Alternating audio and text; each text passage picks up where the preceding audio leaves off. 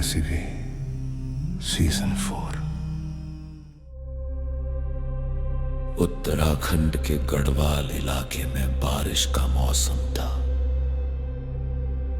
पहाड़ों के बीच घना जंगल फैला हुआ था, जहां दिन में भी धूप जमीन तक नहीं पहुंचती थी। रात के करीब 10 बजे आर्यन अपनी बाइक से अकेला उस पहाड़ी सड़क पर जा रहा था।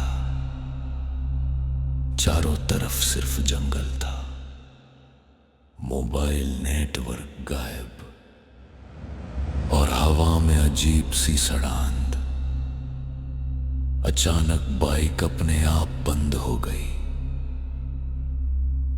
आर्यन ने कई बार स्टार्ट करने की कोशिश की, लेकिन इंजन से कोई आवाज नहीं आई। उसी पल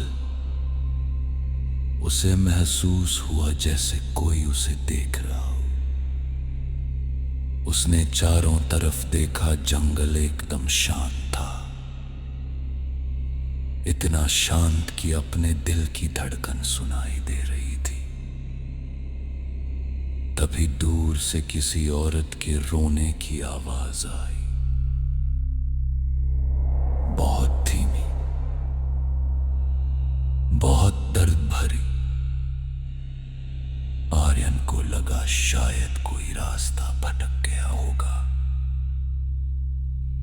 उसने आवाज की तरफ टॉर्च घुमाई। जंगल के अंदर एक पतली सी पगडंडी दिखी।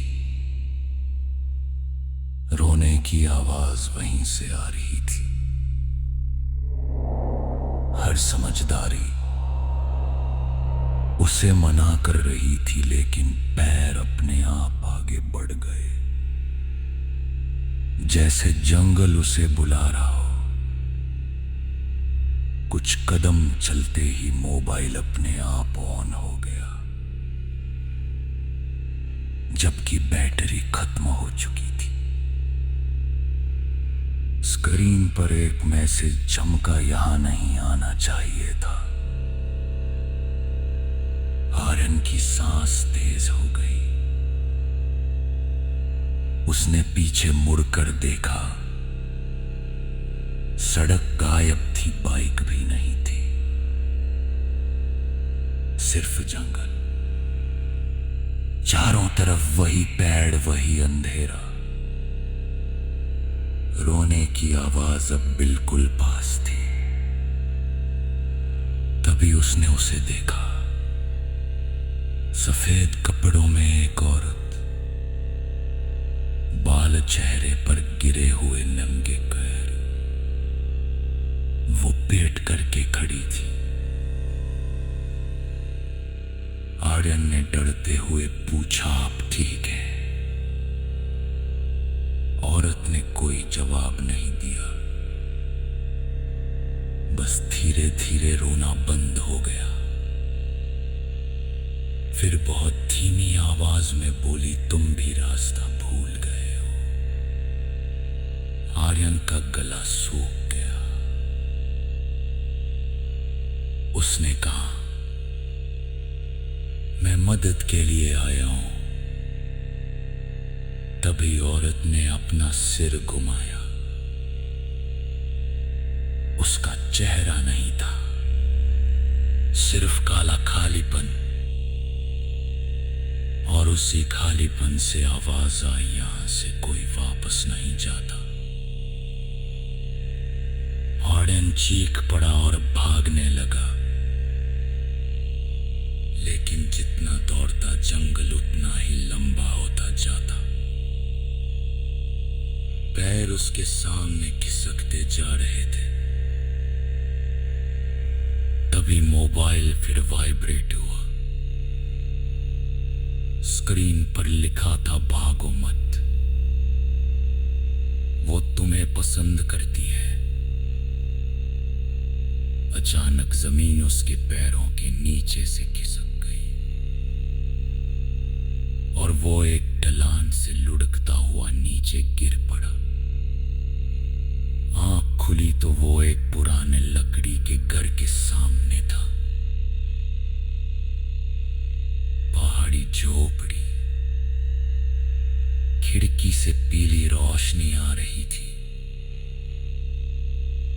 अंदर से कई लोगों के बोलने की आवाजें।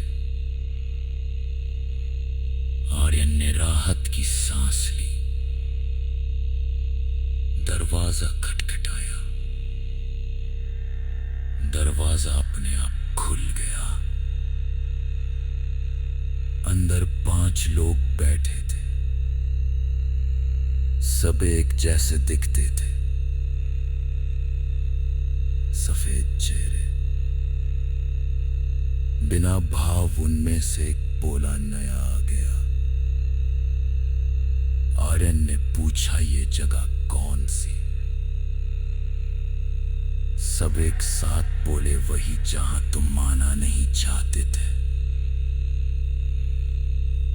तभी दीवार पर टंगे कैलेंडर पर उसकी नजर पड़ी। तारीख थी 9 मार्च परी। आर्यन कांप गया। उसने कहा, यह मजाक है। एक आदमी खड़ा हुआ, बोला, हम भी यही बोले थे। बाहर जाने की कोशिश की, लेकिन जंगल ने हमें अपना बना लिया। तभी आर्यन को याद आया, बचपन में उसने सुना था, इस जंगल में एक गांव गायब हो गया था। लोग कहते थे जंगल जिंदा है, जो रात में रास्ता मांगता है उसे हमेशा के लिए रख लेता है। अचानक बाहर हवा चलने लगी। दरवाजा जोर से बंद हो गए। घर की दीवारों पर हाथों के निशान उभर आए। हर तरफ से फुसफुसाहट आने लगी, यहीं रहो हमारे साथ। आर्यन ने आंखें बंद कर ली। मोबाइल आखिरी बार चला। मैसेज आया, सुबह के टिक गए तो शायद छोड़ दे। रात भर जंगल घूमता रहा।